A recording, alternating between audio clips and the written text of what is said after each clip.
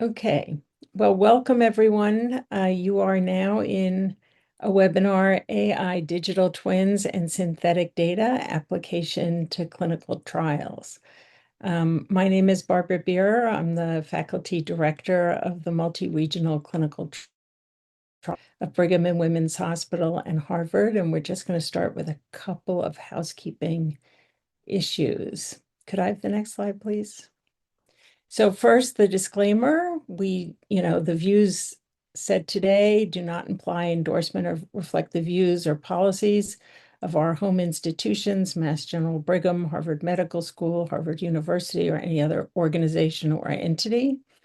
My speaker can speak for himself because I'm sure they represent at least partly the views of Unlearn AI.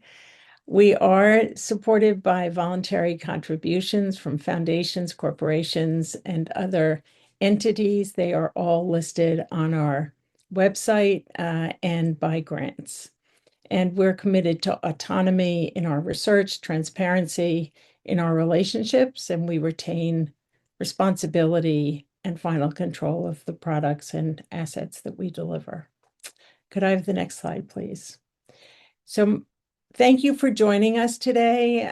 Just wanted to say we have disabled the chat, and please do put in QA, your questions, observations, whatever into the Q&A, and we'll do our best to answer live probably at the end of Danielle's presentation. Please feel free to use closed captioning available, which is on the bottom of your Zoom toolbar. And we will share the links in the chat, and we're going to share the recording, the slides, and additional materials on our website next week. So no need to, do anything today, but listen and enjoy, learn and participate. Could I have the next slide, please?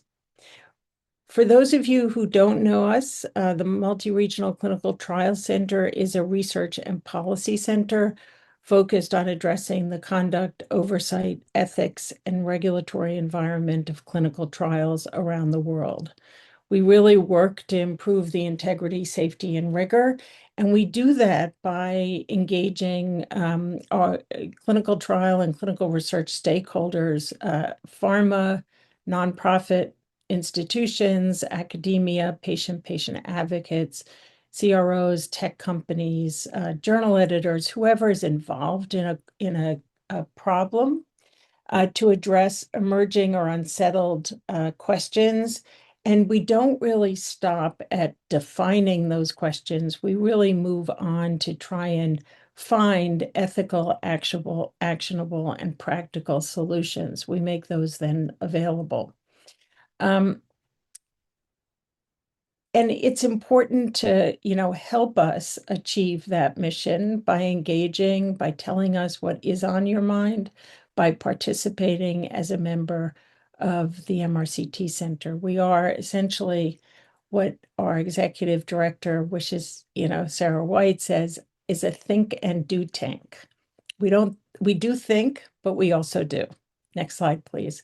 So my name is Barbara Beer. Again, I'm the professor of medicine and faculty director, and it gives me really great pleasure today to introduce Daniele Bertolini.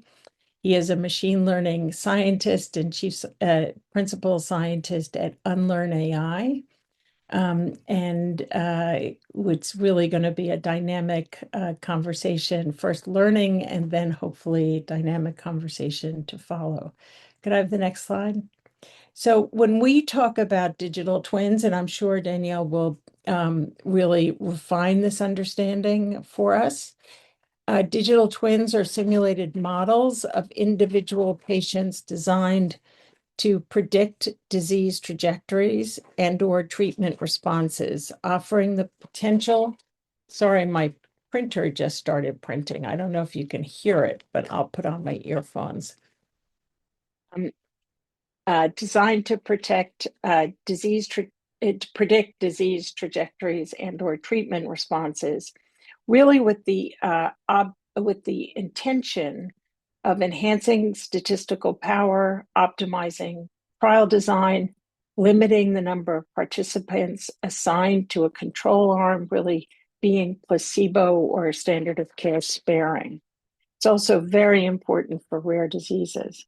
Synthetic data are generally artificially generated data sets that mirror the statistical properties of verified clinical data, and both are being used for developed for use in the design, conduct, and analysis of clinical trials, with the intention, and we're going to talk about that here, to use these for regulatory submissions. It's not simply an academic exercise. I started hearing about this, it felt like when you learn a new word in, fourth grade and then you hear it 7 times in a week. I started hearing about digital twins and synthetic data a couple of years ago. And could I have the next slide? I went to Unlearn AI to try and understand it.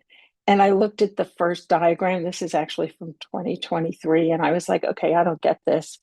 I'm not a particular mathematically inclined person. So I thought, well, digital twins really came from the technical side. So I went back to try and understand where it came from in terms of design. And could I have the next slide? And I found these kinds of diagrams, next slide, which didn't help at all. So at that point, we did run a series of discussions at our annual symposium last year. And at the end of that, could I have the next slide? I realized that my understanding of digital twins was limited to very basic knowledge. It's at that point that we decided that we really needed to unpack this. It's essential that we sort of become familiar with this as not as a specialized sort of unique and insular use, but rather as part of the way we think about the conduct and trials. And therefore, we reached out to really the people who have helped. I how to use digital and worked with Unlearn AI to develop. Next slide, please. To develop this seminar and series of seminars. I don't know if you are there. And true to form, Unlearn AI has redrafted, next slide, our visual to be much cooler and more dramatic. And with that, I'd like to introduce Danielle Bertolini. I'm sorry if my internet is unstable. It seems to be. Let me just say that it's been an absolute pleasure to get to know Danielle Bertolini in the course of preparing this. He is a machine learning scientist and tech lead at Unlearn AI and has been there for the last 5 years. Before that, he worked as a senior data scientist at Quid. And he's been building digital twin models and developing applications to clinical trials since his time at Unlearn AI. He holds a PhD in theoretical physics from MIT, and before joining Unlearn, he worked as on machine learning applications to language, following a postdoctoral research fellowship at the University of California at Berkeley. So with that, let me turn it over to somebody who knows much, much more than me. Danielle, thank you. Right. Good morning, everyone. Thank you for the very kind introduction. Well, first of all, let me thank Barbara and all the other organizers at MRCT. It's a great pleasure for me to be here today to discuss digital twins and their applications. I would also like to thank the audience, all the people who registered and showed interest in this. I really hope that this webinar and the follow-up sessions will generate interest in the broader clinical trial community. I truly believe that digital twins and related technologies can um, change the way we run clinical trials.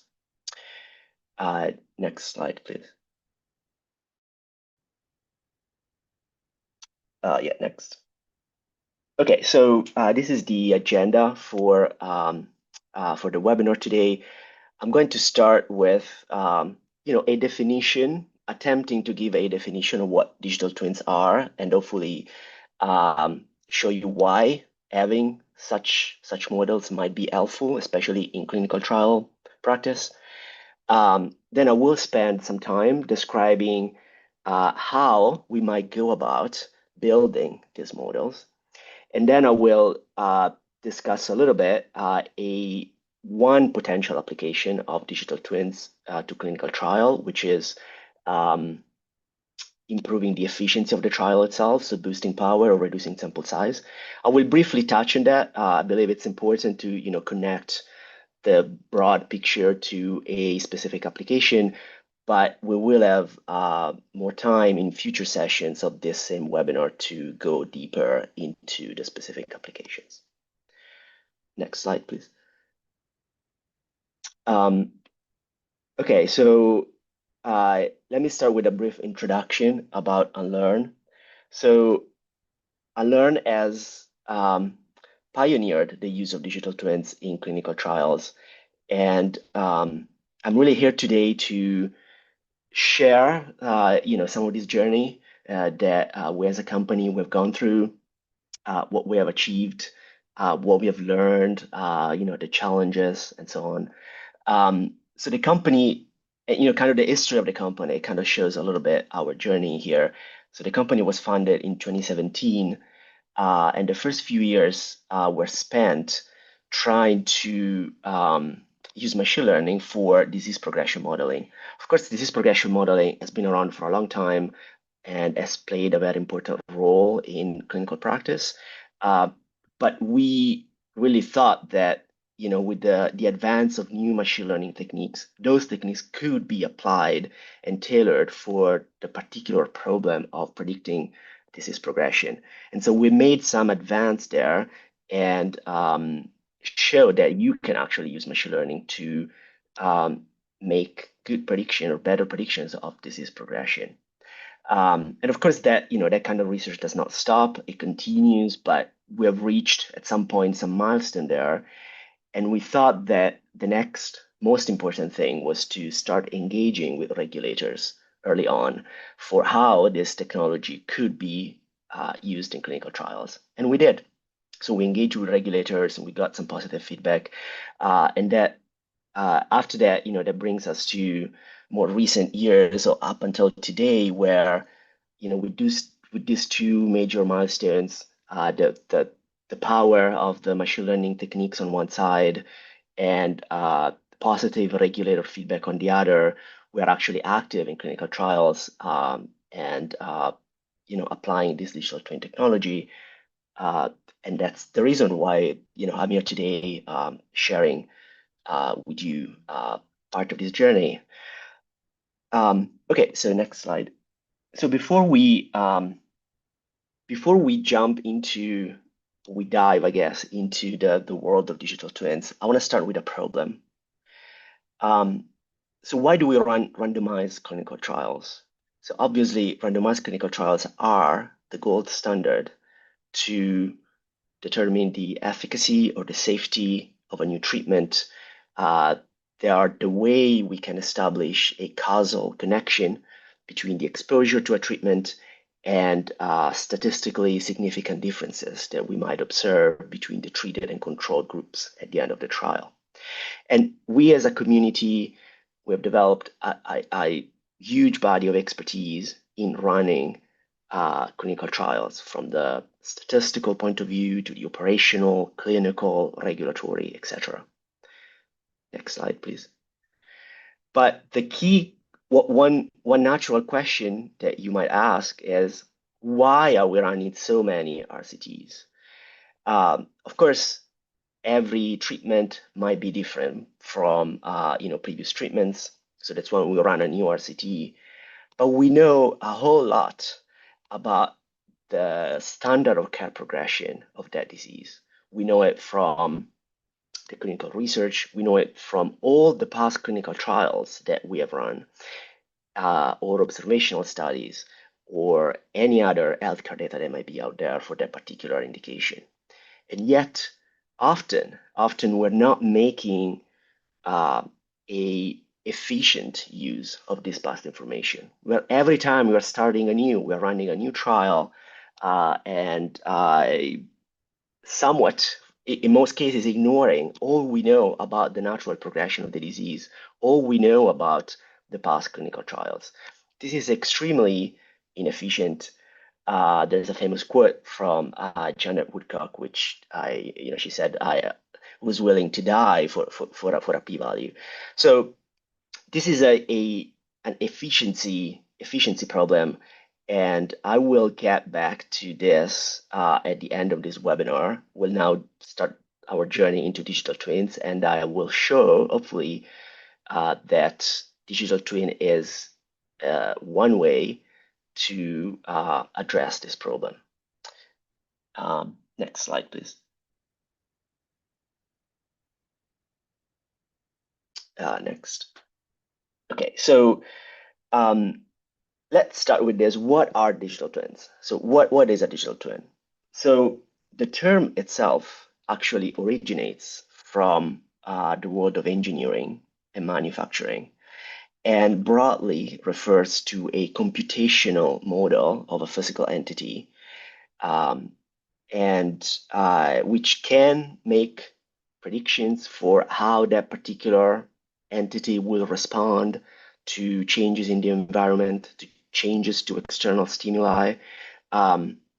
And this model itself can be updated with new data that might come in from the physical entity itself. Next slide. So the concept itself originated in the 70s. NASA had built a living model of the Apollo 13 mission. As some of you might know, the Apollo 13 mission had a problem, an oxygen tank explosion, and a digital replica of the spacecraft here on Earth actually played a key role to solve this issue. So one might say that the concept itself originated back in the 70s. The term itself, digital twin, it actually became more popular in the early 2000s in the manufacturing and product development world. And as I said, broadly speaking, a digital twin refers to this computational model of a physical object. And because you can interact with it, it allows you to it supports forecasting, experimentation, and simulation that involves that entity. Next slide, please. So if we go back to our little cartoon for the case of the bridge, of course, the way we establish the maximum load limit for a bridge is not to run trucks over the bridge with increasing weight until the bridge collapses and then build a new one. The way we do it is that we have a computational model of a bridge. We have a digital twin of a bridge. A lot of data might go into building that computational model of the bridge. And at the end of the day, once you have that computational model, you can ask questions. For example, how the bridge would respond to certain loads, how it would respond to certain stimuli, how it would evolve over time, how should I plan the maintenance of the bridge, how can I identify long-term structural vulnerabilities of the bridge itself. So you can see that that is a useful concept in engineering. And next slide, please. You can also see how having something similar in the healthcare space might also be very helpful. So there are many within the medicine world, there are many examples of digital twin as a computational model of some entity of interest. Um, for example, you could have a digital twin of an organ, and you could ask, similar questions that I was asking about a bridge. You could ask it about a living entity, such as an organ. You could even have a digital twin of an hospital, and you could try to simulate the operations of that hospital, and you could ask questions about how can I optimize the operations of the hospital? What are the vulnerabilities in this? So you see that the concept is very broad, and even within the medical world, can have many different. There are many different examples of digital twins. However, what I will focus on today, especially because I want to focus on the clinical trial application, what I will focus on today is the digital twin of a patient. Okay, so then if we just take the broader engineering definition of digital twin and we apply it to a patient, then we might say that a digital twin of a patient is a comprehensive computational model of that particular individual that will make prediction for their future outcomes. And if new information becomes available about that patient, then the model itself can be updated and the prediction also gets updated. Um, I took here, the FDA has on its website a definition of digital twin, and this is roughly I've been, kind of I've summarized essentially the FDA, summarized and slightly paraphrasing the FDA definition of digital twin. Um, Next slide, please. So I wanted to give you a concrete example, right? So this all sounds great and a little bit abstract. I wanted to show you a very concrete example. So suppose I have a patient who has ALS. Okay, so here is one example. So this patient is 55-year-old, is a male, Caucasian, has bulbar onset of ALS, and then there is a series of other kind of a background information and medical history about this particular patient. So what a digital twin of this patient might look like is essentially like a table of this type. Uh, the different rows represent different variables that I'm measuring about this patient. Might recognize, this is just an example, but you might recognize labs, biomarkers, scores that are specific for ALS and track the progression of the disease and so on. The white column, the white column is actual measured values of each one of these variables at a particular slice in time. In this example, you might consider it, for example, the beginning of the trial, the baseline of the trial.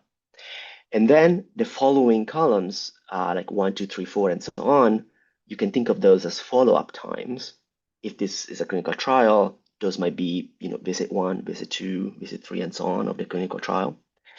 And everything that is to the right of the white column is a prediction of the model. So what I've done here is that I've used the white column, which is actual measured values of all these variables as an input to my model. And what the model gives me back is a forecast for how each one of these variables will progress over time.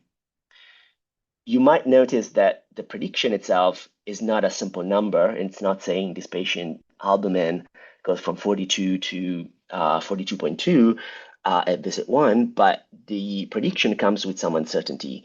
And I will get back to this point later, but I just wanted you to kind of notice that the model is making predictions. It is also providing some measure of uncertainty, like how certain that model might be on that particular prediction. And we will get back to this later. Next slide, please. So I want to sort of clarify here. So we have introduced this concept, general concept of digital twin, and in particular the digital twin of a patient as a computational model of that patient, where I can feed data, observe data for that patient, and then I get back a forecast for how the different variables might evolve over time. So I wanted to give a little clarification here. This is my attempt to give a definition and distinction between digital twins and synthetic data. I think most people would agree with this, although there is no one one overall set in stone definition. But broadly speaking, synthetic data is artificially generated data that mimics the statistical property of real data. Okay, so in that sense, digital twins in the form that I've just described, they are an example of synthetic data. They're just an example of synthetic data, but they're a very particular type of synthetic data because what they do is that they take as an input observed data of one particular patient, right? So you input information about a particular patient, and then you get back synthetic data that represents the progression of that particular patient over time. And also, as I mentioned, another key idea is that if that data about the patient changes or new data becomes available, you can update the prediction itself. Um, and of course, you can use these models, as we will discuss a little bit later, to to forecast the disease progression. And one of the major applications is to improve the efficiency of RCT, which again, as I said, I will discuss later, but there are other applications as well, because you can start asking, in principle, questions about that particular patient. You could ask, what would happen to this particular patient had they taken a different standard of care, had they taken a different type of treatment, had they had a different medical history, and so on. But the key aspect of digital twins is that they are tied back to observed data about a particular patient.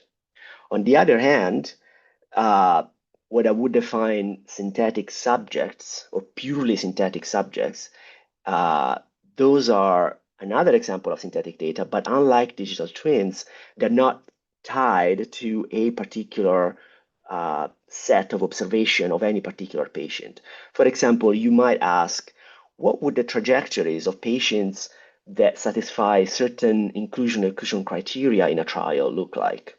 So in this case, you're not inputting any particular baseline value for any particular variable, but you're just saying, if I take the population, the ALS population, and I restrict age and to this particular range, or biomarker to this other particular range, so I'm mimicking some exclusion criteria of a trial, what would typical patients in that, what would typical ALS patients with that particular restrictions would look like? What would that trajectory look like?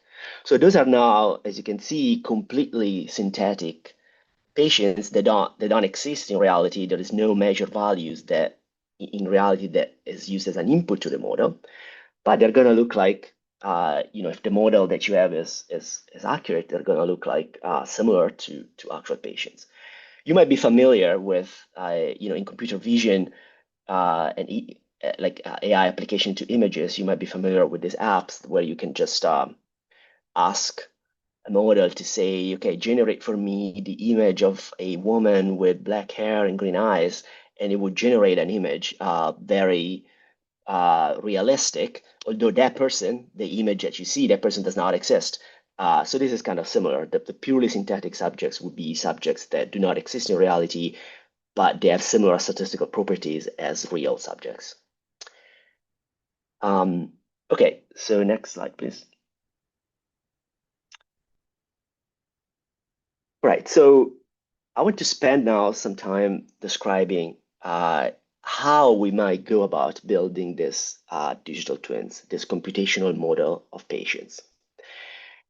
Um, operationally, the problem that we have to solve is quite simple. So the problem that we want to solve is I have a snapshot in time for different variables that I'm measuring on a patient. That could be the baseline of a trial, for example. And what I want to do is that I want to make a comprehensive prediction of future outcomes. And the first point that I want to make is that machine learning is a tool, is an approach to this problem. It's not the only approach, but it is a very effective approach to solve this problem. Next slide.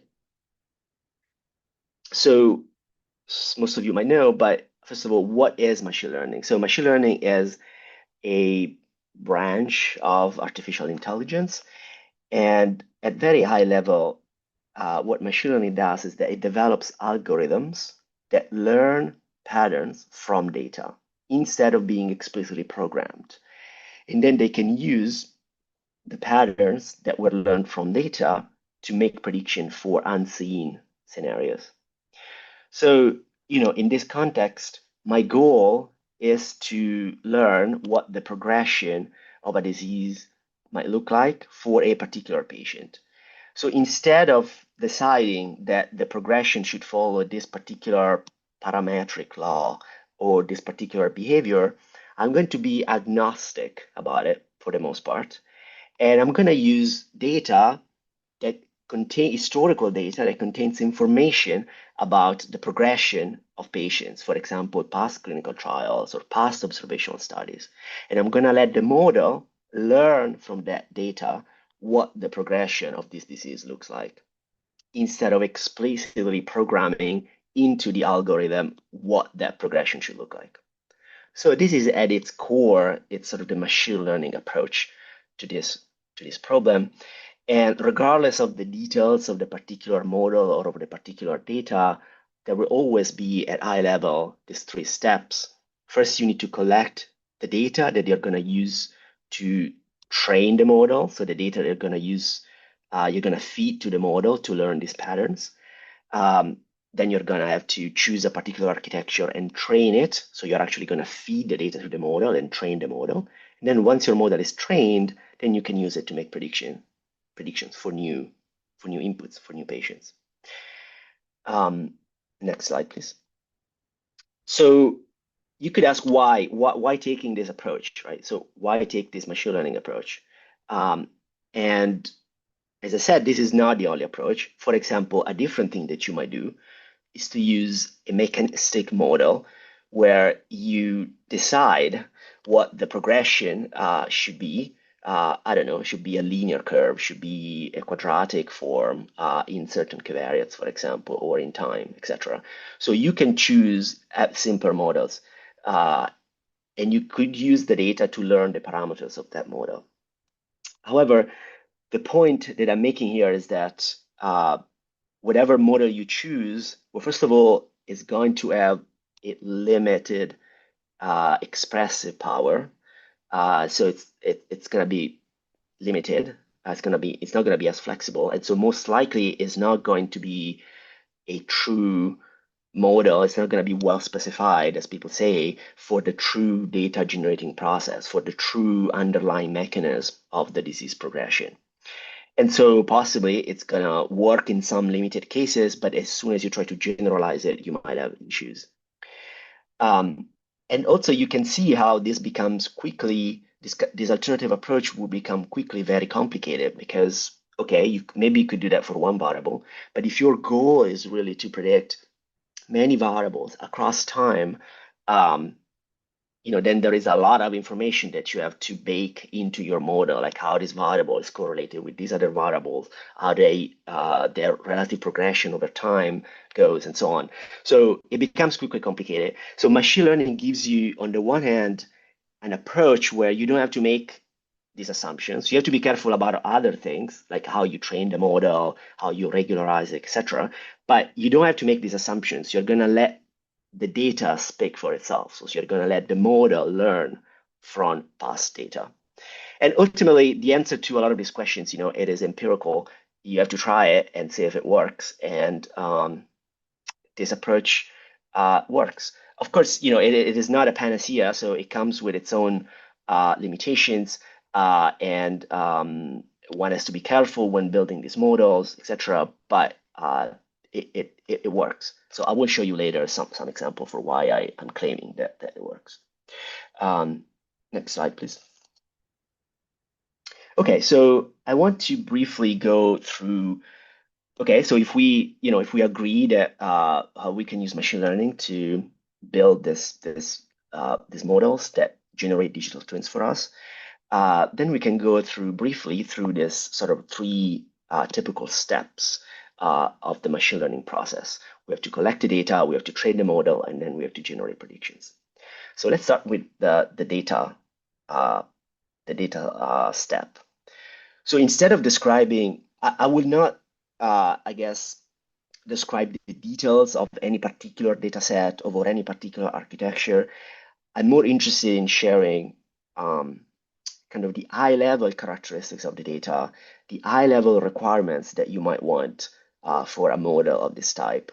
And then hopefully we might have in future sessions, the time and the opportunity to dive into particular examples. Okay, so next slide. Let's start with the data. So we want to build a model that makes prediction for outcome progression across these many different variables, and we want the algorithm to learn from data. So we need data that contains information about this progression. So typical example. So what I'm representing here with this example is it's the case of Alzheimer's disease in this particular example, and the idea is that there are different types of historical data that you could use that contain information about disease progression, but the closest, especially if you intend to use this model in a clinical trial, the closest type of data, the type of data that is closest to the context of use for this model and for the digital twins will be past clinical trials or past historical data. And what I wanted to highlight here is some key characteristics that, regardless of the particular disease indication, regardless of the particular problem, they're probably going to be pretty common. They're going to be general characteristics of the clinical data that you might want to use to train your model. So first of all, typically, data is multi-source. So in this particular example, we've collected data from past clinical trials of Alzheimer's disease, but we also have in it observational studies and registries. You might think of using real-world data as well. Why I'm pointing this out. So multi-source, it means that comes with some challenges, right? So maybe one trial is recording certain variables, another trial is recording a different set of variables. Maybe they're recording the same variable, but with different names, with different units. Maybe they're scoring some outcome using a different algorithm. So those are seemingly easy thing to fix, but when you actually start collecting the data and trying to process it, this is an extremely time-consuming and resource-consuming task. So the fact that it's multi-source, which leads to heterogeneity in the data, is characteristics of clinical data and something you have to keep in mind when you go about processing this data for training purposes. The other aspect that I wanted to stress, if you go to the next slide, please, is the fact that the data is small. Oh, sorry, maybe the previous one. Sorry. So the fact that the data is small and wide, I'm calling it here. So in this particular data set that we have collected for Alzheimer's disease, for example, we have about more than 30,000 subjects. So that's quite large for clinical standards, having collected a data set of this size. But in the machine learning world, that is kind of a small data set. If you think about other domains of application of machine learning, like language, large language models, computer vision, etc., typically machine learning models have millions of samples that they can use for training. So from that perspective, the data, the typical clinical data is actually not that large. So we got to make the best use of this data. On the other hand, the data set is quite wide, as in the number of variables, which would be typically represented as columns in a data set. It can be quite large because clinical trials and observational studies, they typically measure a variety of different variables. So this is a characteristic of the data that you're going to have to take into account when you choose a particular model that tries to learn from this data. And then, of course, as already mentioned, multi-source means heterogeneous data. So you could have different populations in it. You could have different standard of cares.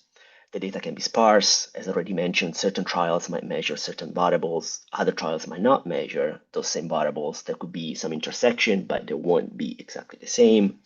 And finally, typically the data would be multimodal. So you can have in it continuous variables, binary, categorical events, images, etc. So those are all characteristics, generally speaking, of clinical data.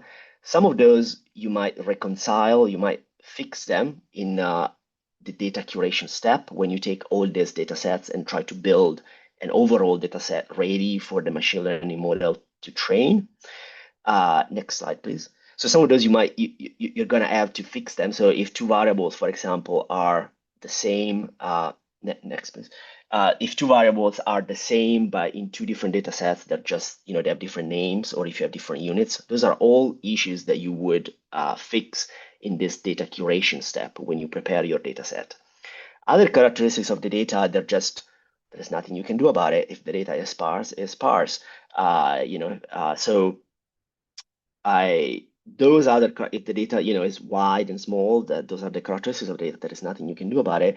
So that's where the choice of the particular machine learning algorithm comes in, because you want to be sure that you make the best use of the data that you have with those characteristics. And so what I outline here is simply a typical workflow that you might have at this stage where you try to process this data. So you collect it, you harmonize it, you do all the steps of converting the units, make sure there is consistent scoring, etc. You have a lot of quality controls, and you end up with a good data set at the end. Then you can now feed to the machine learning model. Next slide.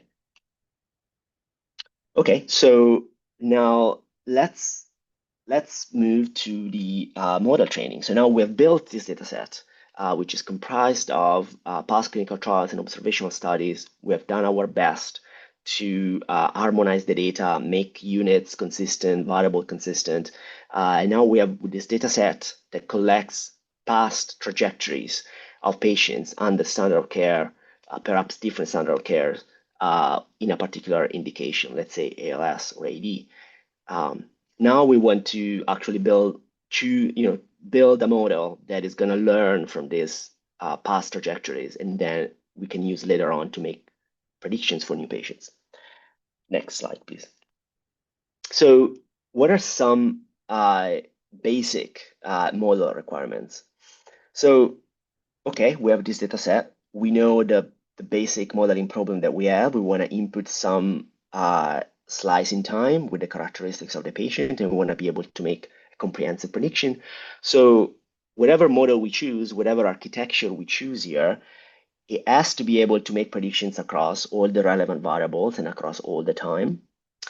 Of course, the model should handle some of the key characteristics, as already said, of the data, the fact that the data is sparse, multimodal, small. Preferably, the prediction should be probabilistic, and I will get back to this in a second. And when applicable, depending on the context of use, one should also be able to provide some interpretation of the predictions of the model. So I want to focus for a second why having a probabilist, what does it mean that prediction should be probabilistic, and why that might be helpful. Next slide, please. Okay, so what does it mean to have a generative model? So a generative model is a model that instead of making so let's take an example. Suppose Daniele has albumin 40 at baseline, and I want to make a prediction for what Daniele's albumin will look like in 3 months. So a model that makes a point prediction, so it's not a generative model, it just makes a point prediction. It will say that at 3 months, Daniele's albumin, the prediction for Daniele's albumin would be 42. In 6 months, it would be 45, and so on. Instead, a model that is probabilistic and generative, what it will do, instead of making a point prediction for Daniele's albumin at 3 months, it would predict an entire distribution for Daniele's albumin. So it would say, okay, there is a most probable value, but there is also some spread around it. And the spread will reflect how certain or uncertain the model is about that particular prediction. And you might expect that if the model during training has seen patients that look a lot like Daniele's at baseline, then the prediction for Daniele's albumin or whatever other variable would probably be quite confident. But if Daniele at baseline looks different, a lot different from all the patients that the model has seen during training, then the model will still provide a prediction, but that prediction would probably, have a wider spread reflecting the uncertainty of the model. In a similar way, if I make a prediction that is very close in time to baseline, then typically the model would be more confident about it. But if I want to make a prediction which is very far away in time from baseline, let's say after, I don't know, 3 years, 5 years, the model can still make a prediction, but because the prediction is so far away from the observed point, which is the baseline, then you would expect that the prediction would have a wider spread. So you can see how having a model that instead of giving just point predictions, but returns probabilistic predictions, uh, it's helpful because in the very least, it encapsulates the uncertainty of the model on those predictions itself. Um, from the modeling perspective, what that means for what it means for a generative model, to be generative is that it's learning the full probability distribution. So here you might have the full probability distribution across your population of interest, and the typical variables, would be static variables, longitudinal variables, and events. Next slide, please.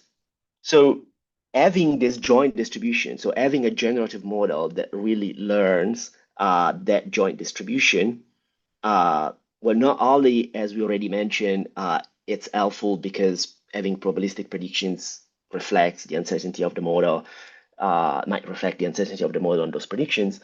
Um, but it's helpful because you can use it in many different ways. So, for example, one thing that you could do is that once you have the joint distribution, so you have learned the joint distribution across all the relevant variables, now you can sample from this distribution that you have learned, conditioning on different things. For example, if I want the probability distribution of longitudinal variables and events, and I condition on a particular observed value at baseline, well, this is exactly what we have defined as a digital twin, right? So we have defined a digital twin as the prediction for follow future outcomes given some observed baseline or whatever other observed slice in time.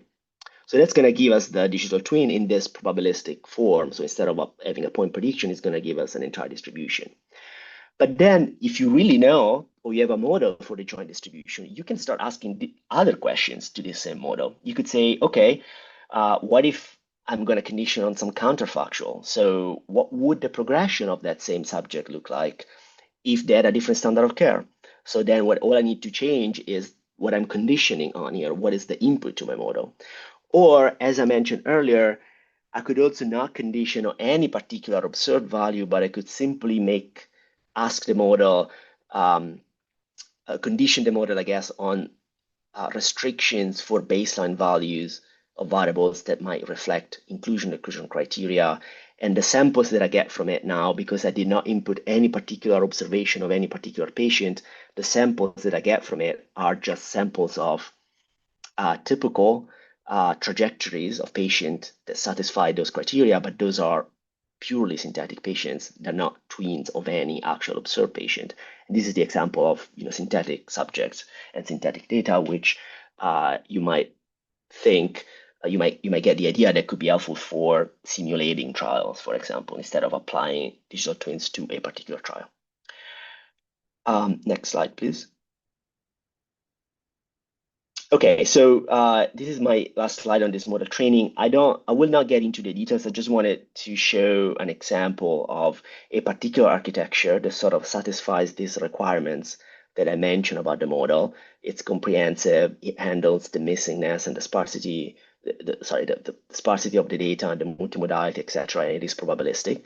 This is a particular architecture that we have built that works well for certain data sets and certain therapeutic areas.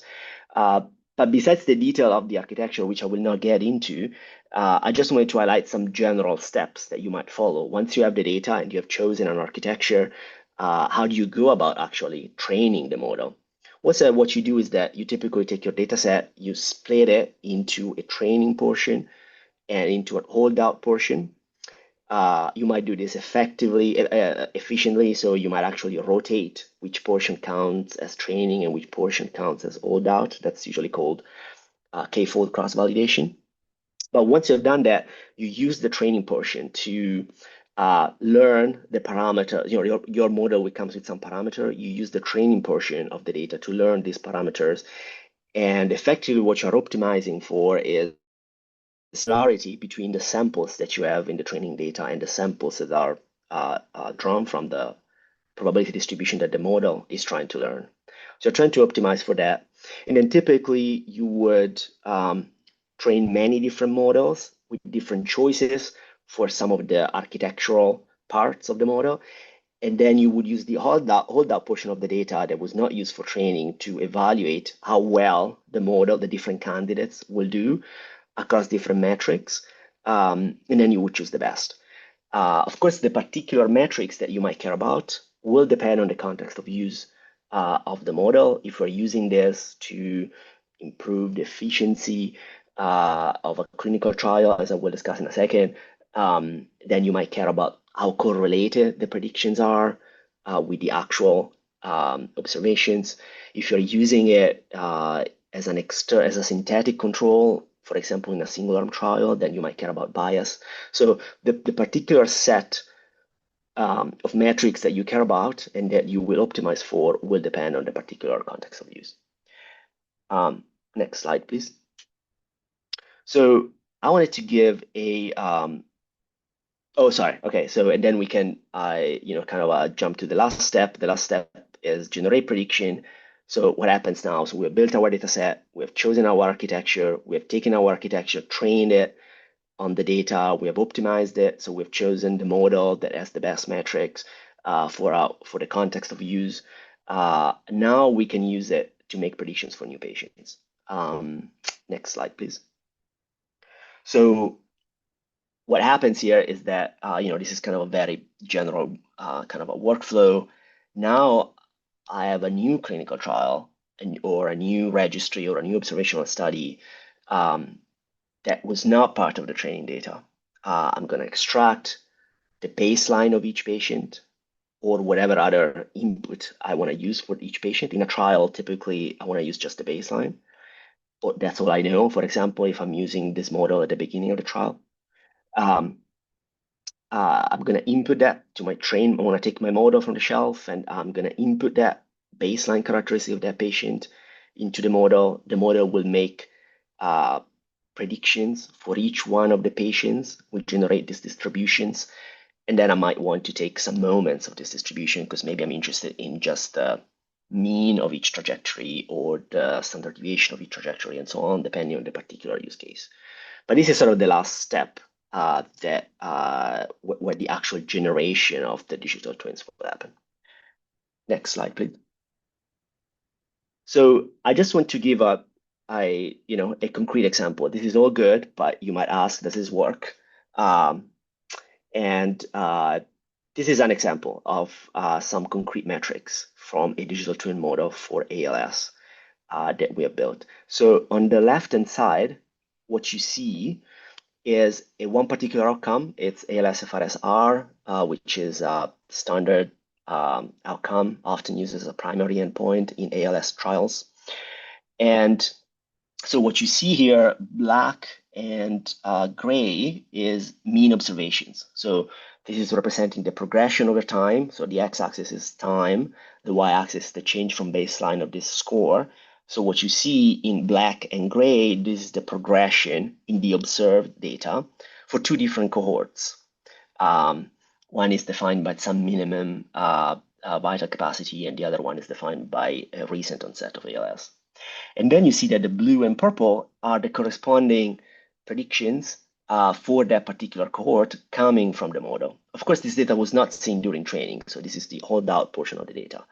And you can see in the top panel that on average, the bias is relatively low. So the model is able to make good predictions over time for this particular score, and is also able to differentiate between these two different cohorts because you see there is a differential progression and the model kind of tracks that. The bottom panel is showing another metric on those same population, which is the correlation. Like now on a subject, so the top panel is just average over the population, right? So the bottom panel is looking at the correlations on a per patient level, how correlated the predictions are with the actual observations. You see that we have correlations of consistent across the two cohorts and maybe around 0.3, 0.4, and so on. Those are pretty good correlations to achieve. The right-hand side is a different type of metric. So this model is as I said, the idea is that these digital twin models, they capture many outcomes. So on the right-hand side is kind of a trying to look into that and is looking at the pairwise correlations between pairs of variables.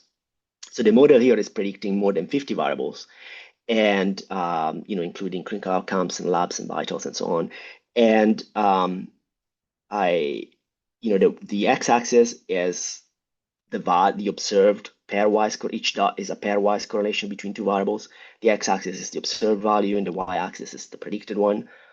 Perfect prediction would lie along the diagonal. I mean, of course, the model is not perfect. Correlations are also noisy, but you can see that generally the model is capturing the correlation structure. Next slide. Okay, so I want to stop for a second and kind of do a very brief recap where we are so far.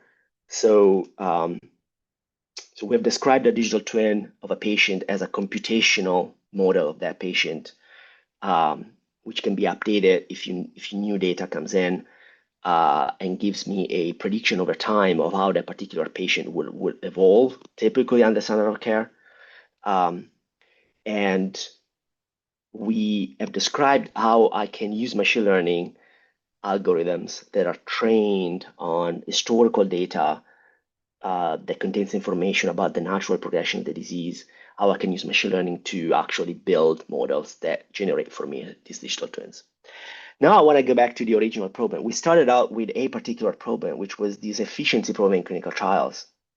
Every time we run a new clinical trial, because we have a new treatment that we want to test, but often we don't make efficient use of information about the control or standard of care progression.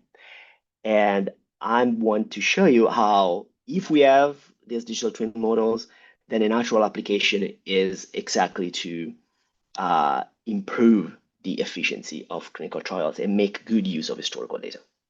Next slide, please. So what is, okay, so if we have a clinical trial, this is a very simplified example, but if we have a clinical trial, what do we mean by efficiency? What controls the efficiency of clinical trials? So, well, one way to frame it is in terms of power and sample size. So how do we determine the sample size of a trial? This is a simplified example that I have here for where the outcome is just a difference in means, if you have a continuous outcome. Well, typically you set a threshold for power, and then you specified an expected effect size. So, what would be the effect of the treatment? What's the expected variance of the outcome? And several other parameters related to the analysis, such as, dropout rate, significance level, and so on. And then this will determine a curve, an operating characteristics here. This is an example where you can see the number of participants that you might need to enroll for a given target power, where everything else, the effect size and the variance and the dropout rate, etc., are fixed. And you can see that the curve is pretty steep in this particular example. If I want 80% power, then I need 600 participants. If I want 90%, I suddenly need 800 participants, and participants are costly to enroll in a trial. So next slide, please. How can we improve the efficiency of this? So there is a key aspect, there is a key thing that controls the efficiency, and that is the variance of the treatment effect. So what I'm doing here in this example of difference in means, I'm taking the difference between the observed outcome in the treated on average minus the average in the control. So that's a point estimate. That point estimate comes with some uncertainty around it. And of course, that's very important because, the smaller the uncertainty, so the smaller the variance on the treatment effect estimate, the easier it is to detect an effect. So the fewer patients, in principle, I need to detect the same effect. So if I'm able to reduce the variance of my treatment effect estimate, so the uncertainty around it, then I can run a much more efficient trial. I need fewer patients to target the same effect size. How can I reduce and you can see this in this curve. So the purple curves here they show you what the operating characteristic for these same trials would look like if I were able to reduce the variance of the treatment effect by 5%, 10%, or 15%, and so on. You can easily see that if I look at the top purple curve, then if I keep the same number of participants, I have a much larger power, or vice versa. If I want the same power, I need much fewer participants. So how can I reduce the variance of the treatment effect estimate? Well, there are different options. Uh, the first thing I could do is to just enroll a population that has a smaller variability, because of course the variance of the treatment effect estimate is a reflection of the variance of the outcome itself. So if I'm able to enroll a population that is more homogeneous, well, then the variance of the outcome would be smaller, which will reflect as a smaller variance of the treatment effect. I could use endpoint. I could use a different instrument. I could use endpoints that are less noisy. Or what I could do is that I could increase the efficiency of my statistical analysis. Next slide, please. This is exactly where digital twins come in. I can use digital twins in my statistical analysis to improve the efficiency of that statistical analysis and thus reducing the variance of the treatment effect estimate. So how do I do this? So you are all familiar probably with a covariate adjustment. So typically in a trial, in the analysis of a trial, you might want to adjust for certain baseline variables, for example, for age or sex. What does that mean? That you're going to include in your analysis model, you're going to include, let's say, age as an explanatory variable. And what that does is that if you believe that age is correlated with the outcome of interest, then adding age in a covariate adjustment analysis is going to explain away some of the variance of the outcome, because some of the variance of the outcome is actually due to age varying across your population. So the more age is correlated with your outcome, the more variance of the outcome you're able to explain. And so the smaller variance you're going to get into your final treatment effect estimate, because you have explained away some of the variance through age. So now here is the key step.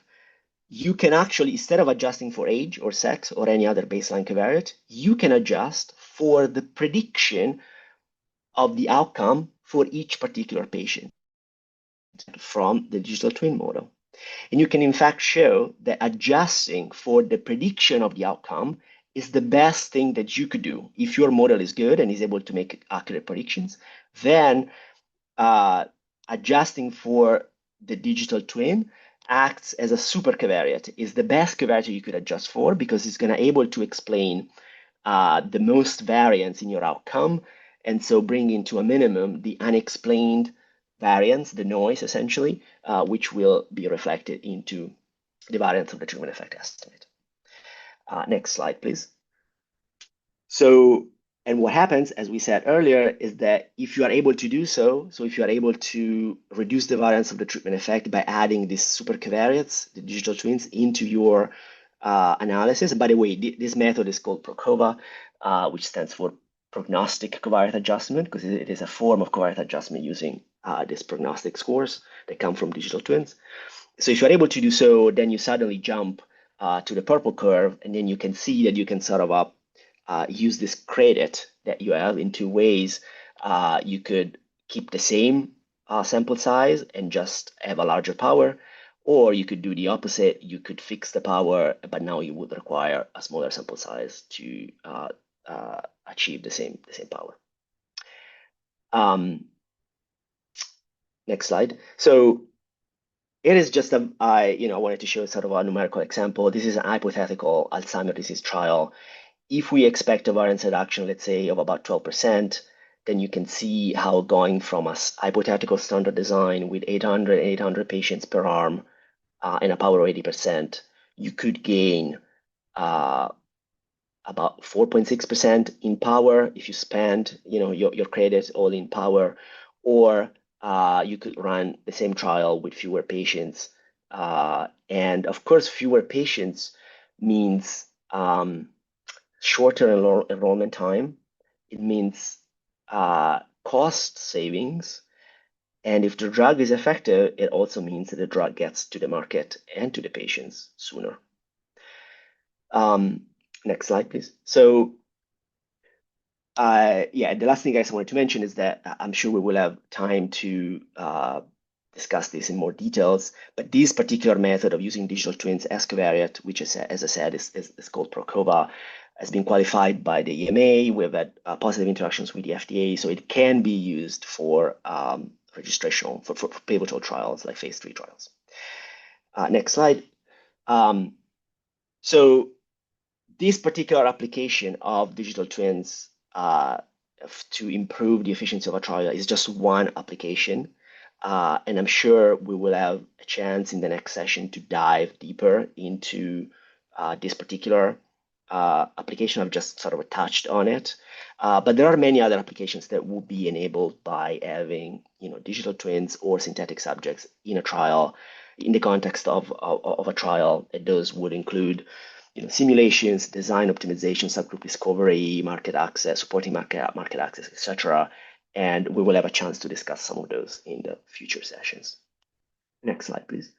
Uh, the one last thing I wanted to highlight is that there is an operational side to all of this, which is very, very important.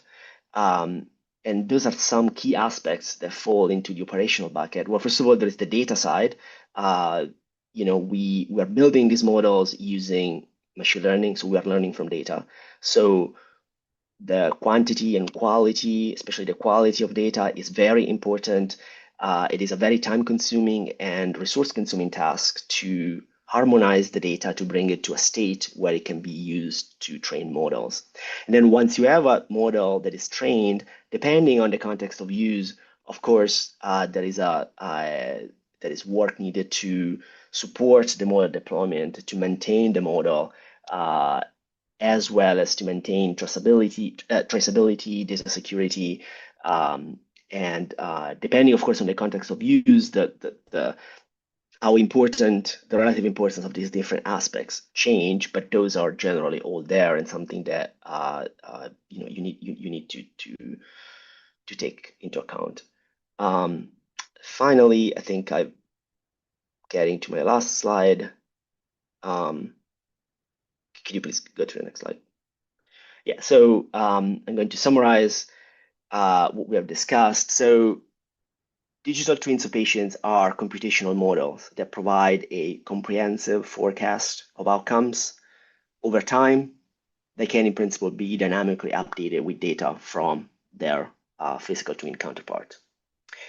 Machine learning models are an effective way to generate digital twins that learn from data instead of being explicitly programmed. Some key consideration in using digital twin models are, of course, data availability and curation, context of use, and optimization for the particular context of use. I've introduced one particular application of digital twins, which is PROCOVA, where digital twins are used as super covariates to improve the efficiency of a trial, so either reduce sample size or boost power. And as I said, I look forward to discussing PROCOVA in more details, as well as other applications in future sessions of this webinar. Last slide. I think that's all I have. So I thank you so much for your attention, and yeah, look forward to questions or comments from the audience. Well, thank you so very much. That was just amazing. Um, I have to say there were some very important questions that we'll talk about, but which we will get to. But Danielle did make it clear that we're planning to have a number of additional sessions in this area to really unpack it, discuss the different applications, and we will be letting you know when those are planned. If you have an application that you'd like to present or you'd like to talk through, please email me or MRCT Center, and we'll be happy to sort of get on the phone and discuss it, and then give sort of some airtime as we continue this both learning and development session. So, a number of questions have arisen if you have a chance. So, the first thing that was interesting is, you started with this 55-year-old white man, and you created a set of digital sort of the data from him, which then informs the model. But yet, what it became clear then that you train the model on large data sets. And now you get to a clinical trial. And do you actually sort of go back to that 55-year-old man, find the closest digital impression of him, or what? Because the concept of like how much data you need to train versus the individuals in your test case became complicated. Yes. Um, so the idea is that these two steps, they are separate, right? So Yeah. what you want to do is that you want to collect as much data as you can. So in this case, for example, for the case of ALS, we would collect historical data from past clinical trials, observational studies, and so on. Um, and we use the data to train the model. So, and the model is now trained. So what does that mean is that, the model has done its work of learning from this training data, is trying to learn patterns and so on. But now it's frozen. So you're not allowed, you won't be touching the model anymore. Okay, so you put it on the shelf. Now a clinical trial starts. And what I know about the clinical trial is the baseline values for all these different variables of my patients. So I don't know anything about their future outcome. The trial hasn't happened yet. I've just enrolled people. So all I know about all these patients is their baseline. And for each patient, I'm going to take for example, the 55-year-old person, I'm going to take their baseline. I'm going to input that baseline into the model that's frozen. And the model Yeah. is going to spit out some prediction for that particular patient. Then I input the baseline of another patient in my trial, and it's going to make a prediction for that other patient, and so on. Anything. The model, if you want, if you will, uh, it is not quite doing what I said, what we said is not the particular patient in the training data that matched Yeah. that. It's Uh, giving you a window, a prediction, Giving it a window, and it probabilistic. is, yeah, exactly. It's giving a probabilistic prediction. But of course, it learns from this historical data. So if there was in the historical data a population of patients that looked very similar, that would have a higher weight in determining the prediction for that particular patient. Or decreasing the probability, Or the decreasing, width. exactly, Yeah. exactly, Yeah. exactly. Yes, Yeah. both. So if you train the data and then in the middle of, sort of having your stable algorithm or whatever, there's a new treatment that comes in, then Yes. do you have to retrain? So the Because answer to, oh, sorry, go ahead. because these diseases are not necessarily stable over time for many, many reasons. Yes. So I mean, that is a great question. Um, so I would say that the first guiding principle to answer that question is the context of use for the model. And I'm saying this because, well, for one, I want to kind of link to the FDA guidance that I mentioned in the slides, and hopefully we'll have a chance to discuss later. But the FDA put out a draft guidance on the use of AI in clinical development, and context of use is a key part of it. So you have to define what is the context of use. So if I take, kind of that guidance and try to apply to your question, then I'm gonna say the answer of whether you need to retrain the model or no, it depends on the context of use. So if um, you can, so let's take one example. So suppose that my goal is to use the model to make digital twins and then do the Prokova style of application where I'm trying to decrease the sample size and maintain the same power. Mhm. So what I need to do in that case is to make good prediction for standard of care. I need to be able to have good predictions for how the patients in my trial will progress under standard of care. So if my training data contains good information about the standard of care of my target trial, then I'm probably good. If my training data is old and the standard, as you said, and the standard of care has changed in the meantime, and so the target standard of care is not the same, well, then I have to consider two things. One is, okay, do I have data available on the new standard of care? So if I have data available on the new standard of care, then yes, I would retrain the model or I would fine tune the model to get predictions that are closer to the target standard of care. If I don't have information or don't have data at all about the new standard of care, then I might still be able to make some assumptions. For example, using, maybe I don't have patient level data about the new standard of care, but I have some population level information about the standard of care. Well, then I can also use, again, that information to update my model. So ideally, I want to keep the target, uh, you know, uh, use use case as close as possible. So I want to have training Right. data that reflects essentially the target.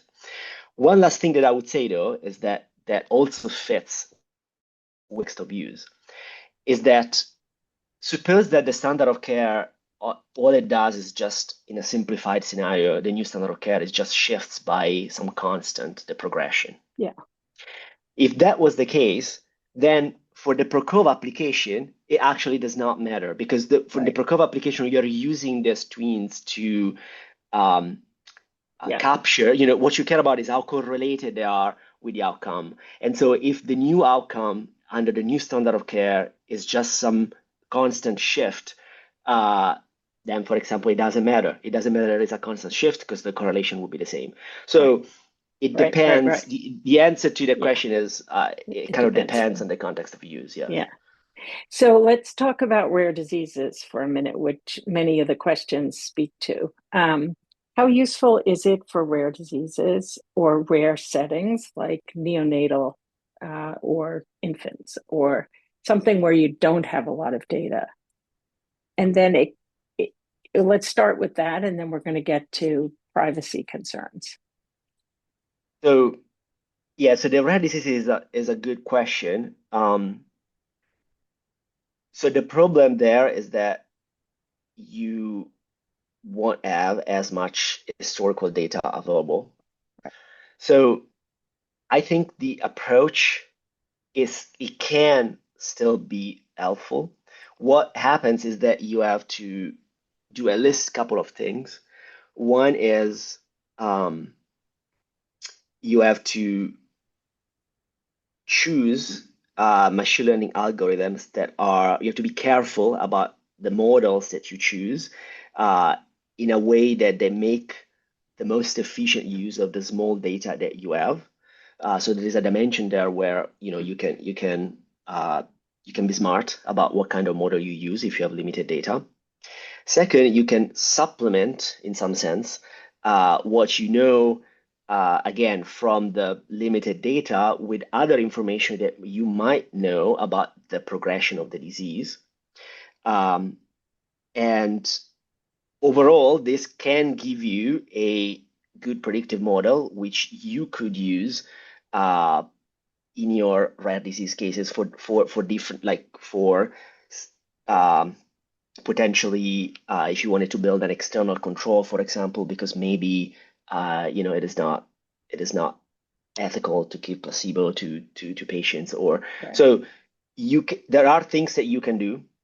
In fact, we have some experience with some rare tumors where we are actually working with some companies on in this particular area. But I would say that it is harder. Um, and yeah, as I said, I guess two things to consider are appropriate algorithms that can be more efficient in learning from smaller data sets, and how you can supplement the information that you get directly from the data with other information you might know about Right. the disease. And it also seems if you know the natural history, then you could use synthetic data rather than digital twins because you can predict the outcome better. Is that fair or not fair? I think that the specific, like this distinction, I guess, of digital twins and synthetic data, if by synthetic data you mean, so the definition that I gave is essentially subjects, trajectories of Right. subjects that might look like real subjects, but they're not actual tweens of any subject. So the use of synthetic data versus digital twins, again, I think it goes back to the particular context of use. So if what you're trying to do, if you're running an RCT and you want to improve the power or the sample size, then you would have digital twins for it. Hmm. If you're running a single arm trial and you're just building an external control that you can compare your treated patients to, you could define those also as digital twins in the sense that those are counterfactual sort of versions of the patient enrolled because you will be asking, given these patients with those particular characteristics who are taking these particular treatments, what would their progression look like had they taken the standard of care? So you can think of those again as sort of a version of digital twins because you're inputting some information about these patients at baseline. So depending on the context of use, depending on what you want to use this technology for, then you might have different choices. But at its core, you're going to need a model, some sort of model that makes these predictions, either for Right. the synthetic control or for the digital twins in the RCT. And so it goes back to a efficient use of the data that you have, a smart choice of the algorithms, and whatever other information you can bake into the model that you know to be true or approximately true about the disease. Right. It also seems that if you're using the digital twins as a super covariate, do you need to show what the data would look like without that super correction covariate? Is that better practice or not? Yeah, um, okay, so what happened? It depends how how you're gonna use it. So, for example, a fair question that you might ask is, so in the context of the supercovariate or Procova, that would be Yeah. sort of the name of the method. You sort of have two options. So you could say, I am going to add to my future trial. In my future trial, I'm going to generate digital twins and I'm going to use them as supercovariates. So I'm going to prospectively decide what the sample size of the trial should be, knowing that I will have that supercovariate there, and that supercovariate will be able to explain some of the variants, and so I'm gonna enroll fewer Right. patients. So this is one thing that you could Yeah. do. If you do that, then what you need to do is to estimate, because you haven't run the Right. trial yet, right? So Right. you need to estimate how good that supercovariate will be. You need to be able to say, I expect a correlation of zero point 0.3 between my supercovariate, my digital twins, and my outcomes for my trial that hasn't happened yet. So I need to estimate it. Um, so to do that, what I will do is that I will use historical data, try to select a cohort that looks a lot, as close as possible to my target trial, estimate what the performance of this digital twins is on that cohort, discount it to be conservative, and then use that to plan my trial and so to determine the Mhm. sample size. Another thing that I could do is that, okay, I don't want to reduce sample size. I'm going to run my trial with my original sample size, but I'm going to add my covariate because what's going to do, my digital twins, because what's going to do is going to boost the power for me. Right. So then Right. Right. right? So what you might want to ask is, okay, how much boost in power I get by using this covariate versus if I had Yeah. used only age or if I had used my other standard covariates. And so that varies. That varies depending on the particular therapeutic area, the particular the particular cohort, the particular design, and so on. But that's certainly a fair question you can ask. And generally, because you can think of the supercovariate as something that distills all the baseline covariates into a single supercovariate. So you would expect it to work at least as well as any of your Right. basic Right. covariates, and in most cases, better or much better. So I'm going to ask one other question that came in early, which is, do you inform patients that you're creating a digital twin of them? And can they request not to? Or is it so theoretical that you don't think people need to know that there's a participants that you're creating a digital twin? Yeah, so that depends. So if in the Procova application, where you would generating digital twins to reduce sample size or boost power, um, I think we would inform the patient. To be honest, I actually don't know the answer to that particular question. Yeah. Um, I can get back to Well, you I for want to be sure. respectful of time, and we're about to close. Let me just say there are a ton of really good questions, of which one is these ethical sort of questions of how do we think about this, and who needs to know, and can people withdraw, and Mm, privacy considerations and data sharing across borders and all those kinds. There are also questions about the statistical versus mechanistic understanding of this, which I think we'll get back to, use of these methods in regulatory submissions and what the history there has been, and then these additional applications. And let me just say to the audience, we haven't forgotten your questions. We're using them to tee up further sessions of this group, which we will organize, advertise, and invite you to, because I do think that it changes the way we think about designing, conducting, and the statistical analysis of these trials in a very, very beneficial way. And what I'd like to see is that at the end of this series, we really have a different understanding together of how we should be learning and thinking about this going forward. So, with that, let me give you a huge thank you. What somebody said in this, in the questions and answers, um, you have taken a very complicated concept and made it understandable to the non-ML expert, which is exactly what we were trying to do here. And it sets thank you. us up for a really wonderful set of discussions going forward. Let me again thank Danielle and offer again to anyone on this webinar, if you want to get in touch, please get in touch with me. We'll figure out how to, sort of unpack the questions further and how to continue this journey together in the next session. So thank you and thank you. Thank you, everyone.